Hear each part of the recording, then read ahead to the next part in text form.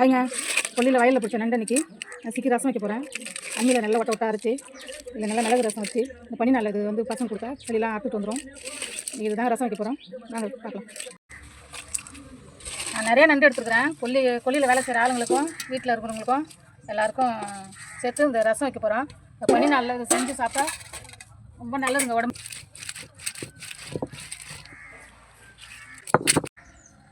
இப்போ நண்டு ரசத்துக்கு தேவையான பொருள் மிளகு, ஜீரகம், பூண்டு இவங்களை வச்சு நல்லா நசுக்கி அரைச்சி எடுத்துக்கும்.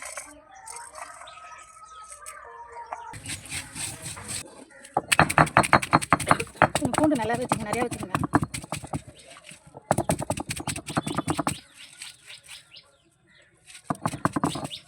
இந்த அளவுக்கு தட்டிக்கோங்க போதும். பூண்டு 2 தக்காளி பழம் வந்து தேவையான எடுத்துக்கோங்க. எல்லாமே கையால் புழிஞ்சு விட்டுக்குங்க. பழமாக எடுத்துக்கோங்க.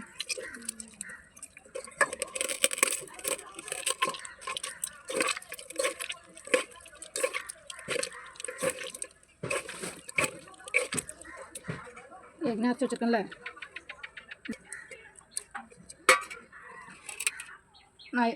நான் வந்து நண்டு அரைச்சி வடிகட்டி எடுத்து வச்சுருக்கிறேன். தேவையான அளவுக்கு புளி கரைச்சலும் எடுத்து வச்சுருக்கிறேன். இதெல்லாம் ஒன்றா மிக்ஸ் பண்ணிக்கோ.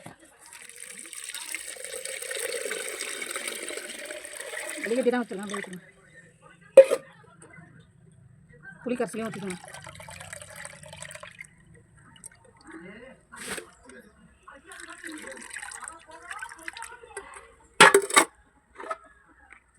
தேவையான அளவுக்கு மஞ்சள் போட்டுக்குவோம்.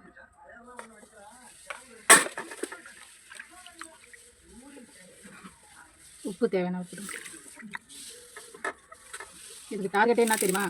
இந்த கருவேப்பிலை தான். இது மல்லித்தழை தாங்க. கருவேப்பிலையும் மல்லித்தழை தான். நல்லா அப்படி நசுக்கி நல்லா அப்படி வச்சு கரைச்சி விட்டுணும். நசுக்கி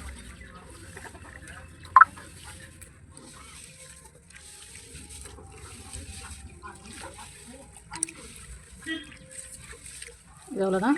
அடுத்தது அடுப்பு பற்ற வச்சு இந்த ரசத்தை கூட்டி போட்டுற வேண்டியதான். விறகு அடுப்பு பற்ற வச்சாச்சு. வானல் வச்சுட்டோம். எல்லாம் சூடு இருக்கும். வானல் சூடு இருக்க வச்சு எண்ணெய் ஊற்றிக்கலாம்.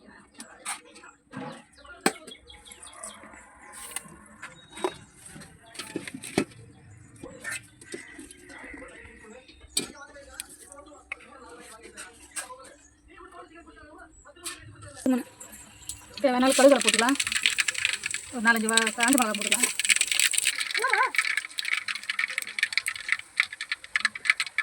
இதெல்லாம் கருவேப்பிலை போட்டுக்கலாம். ஏற்கனவே நம்ம ரெடி பண்ணி வச்சுருக்கிறேன். ரசம் எடுத்து வச்சுக்கலாம்.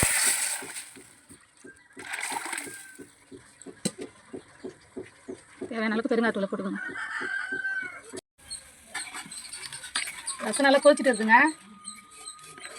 ரசம் நல்லா கொதிக்க வச்சா நல்லா வாசனை வரும். இது கொதிக்கும் போதே நல்லா வாசம் கப்பன்னு வருதுங்க.